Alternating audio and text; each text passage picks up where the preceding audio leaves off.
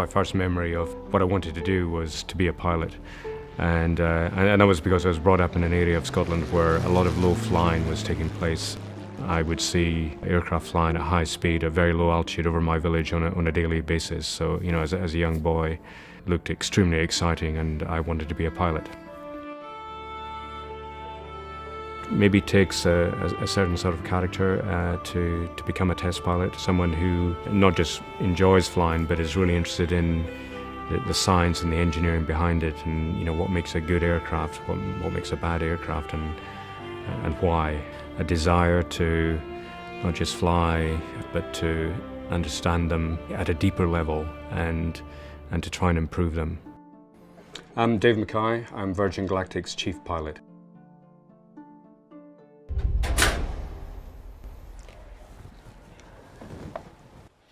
So today is the first powered flight of Spaceship Unity. This is a major milestone in our flight test program. When the rocket motor is lit, that's when it really comes alive. We've been gliding it so far, but really what it's designed to do is go into space. And so obviously it's a big step forward for the company, for everybody in the company. So today I'm going to be in Spaceship alongside Mark Stuckey.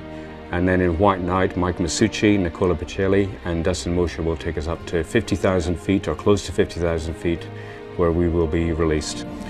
Once we're released, I will light the rocket motor, and we will begin this very exciting new phase of testing on Spaceship Unity.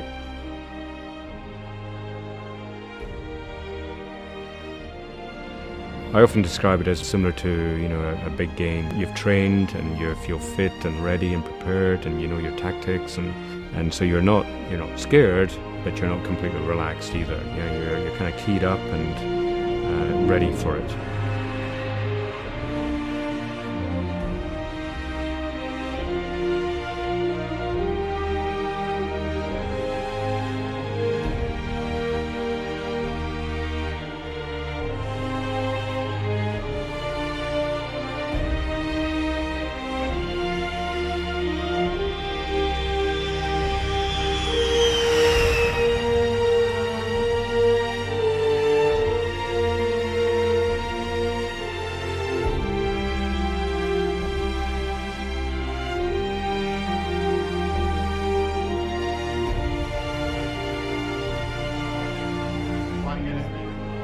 Stick forward, I'm up trip. Sure. Oh, nothing else. 20 seconds. 5, 3, 2, 1, release. Fire.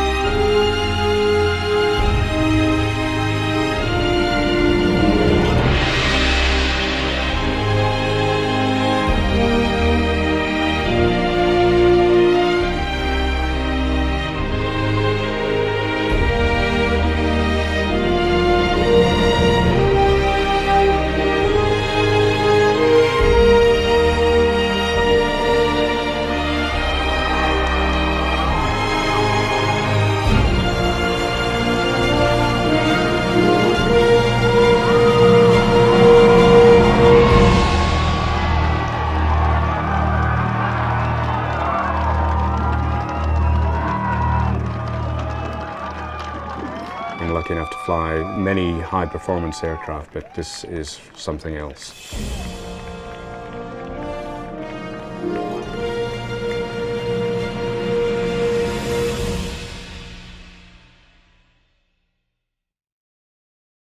It was a magnificent day. The spaceship traveled from 0 to 2,000 miles an hour in just a few seconds.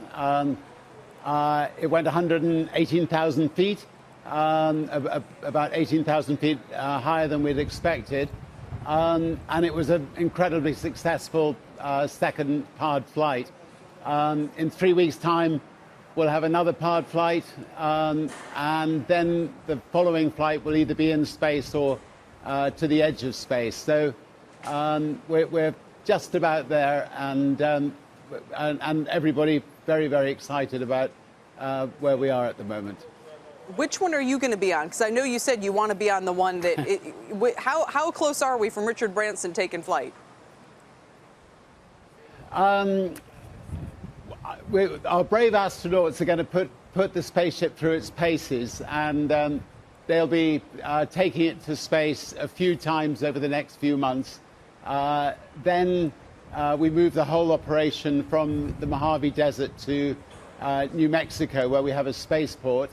And I will be doing the first flight there, and then after my flight, we have nearly 800 astronauts who are signed up, wanting to go up, and so next year we'll start taking people to space. So, and you know, Wow. in our space factory in Mojave, we've got ETA, ARTIN, 2 new spaceships being built. So next year we'll have a fleet of spaceships operating out of the spaceport in New Mexico. How do you mainly think about this effort in terms of purely as a business? Obviously, many other entrepreneurs are looking at different aspects of private space travel. Some of them making it seem as if they believe it's a priority for humanity long term. And of course, on your side, you're looking to take people relatively soon on these manageable flights. So how do you think about this as an overall objective for yourself? Oh, we have, as always in life, many objectives. I mean, first of all, there will be 50% of the people watching this program who would love to become astronauts. And we want to make it possible for them to become astronauts, to have the experience of a lifetime, and to go to space and marvel back at this beautiful planet we have, and tick a very big box. But the resources and the money that we make from that, we will be putting to things like point-to-point travel. We're the only spaceship company that has a spaceship shaped like a supersonic plane. That will be expanded and one day do point-to-point travel. We'll obviously, we've got another spaceship company called Virgin Orbit, which will be putting satellites into orbit later this year. Dropping these giant rockets from a 747.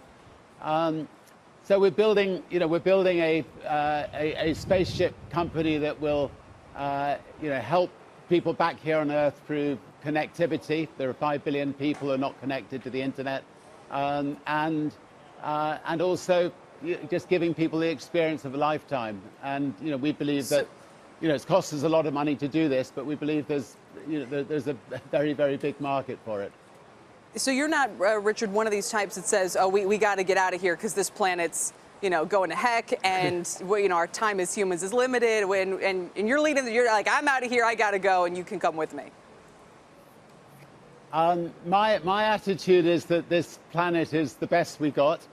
We've got to fight to keep it this way. I mean, I've just spent the whole day with Bill Gates and others at the Breakthrough Energy Coalition, trying to work out breakthrough new energy solutions to try to protect this beautiful planet. And I think through space, we can protect this planet. We can open the eyes of thousands of people who want to go to space and look back at this planet and come back and do something about it. So so I don't think we have to colonize other planets to save this planet. We just got to get on and save it. Well, that's that's a hopeful message that I'm hearing from you. You mentioned that this costs a lot of money. How much money? And is it coming from you? I mean, I don't want to. Well, maybe I'll kind of ask you, but $5 billion. That's what they've pegged your net worth at, Richard. Is it? I don't know if you're over or under that. If you want to comment, but how much of that's going to go into this? Is this just an open-ended initiative for you? Look, I'll spend what it takes to fulfill this dream, and you know, I've spent $1 billion so far. We've got wonderful partners from the Middle East involved as well, and maybe one day we'll involve the public in it as well. But at the moment, I'm you know, the principal funder of this because I believe it, and I believe in it, and I believe that you know, yeah, there's an awful lot of people out there who believe in this project as well. So, you know, I think almost as many spaceships as we build, there will be demand for, and so we've got 800 wonderful engineers beavering away building spaceships at the moment. Wow. Yeah, those guys aren't cheap. Would you do a public offering to raise money? I mean, look at what's happened with Tesla. People like to support Elon Musk and all of his endeavors, and are fully aware, I guess, of the risks. And that's just cars, and you're doing shuttles. So, you know, what about offering shares to the public? It's always possible one day that we'll involve the public in it. I think, you know, we have no immediate plans to do so, but. You know, and I think, you know, we would like to, you know, before we involved anybody else, we'd like to, you know, prove that,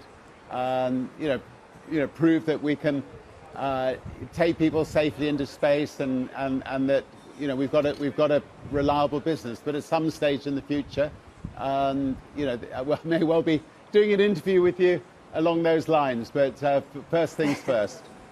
Well, last thing, much more mundane, but how do you feel about there's no more Virgin Air in the U.S.? A lot of people, they're sad. You know, Alaska, it's Alaska Air now. How does that feel for you? I think it's very sad. I think, you know, I did not want to sell Virgin America. I had to be a minority shareholder because I was British. I think Alaska Airlines paid a very big price for it, and I think they've destroyed what was best about it, and that was, you know, the wonderful people, the brand. They've ripped out the heart and soul of it. But you know, all I can say on that is watch this space. You know, you coming back? You never know what may be happening. You never know what may be happening in that area. But well again, well, you're still British. Day. Are you going to become an American and launch how about that? Come to the U.S., then you can launch an American airline, I guess, if those are the rules. There.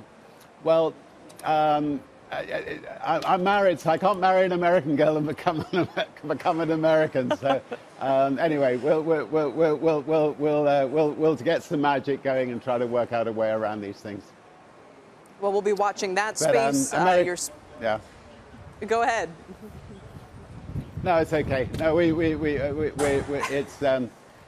was a great 12 years, and the team at Virgin America did a spectacular job, and yeah, it was voted best airline every single year for those 12 years, and hopefully has, you know, it just by being there and competing has helped improve some of the bigger airlines. But I still think there's need and room for a Virgin America type of project again in America, but we'll see how we go.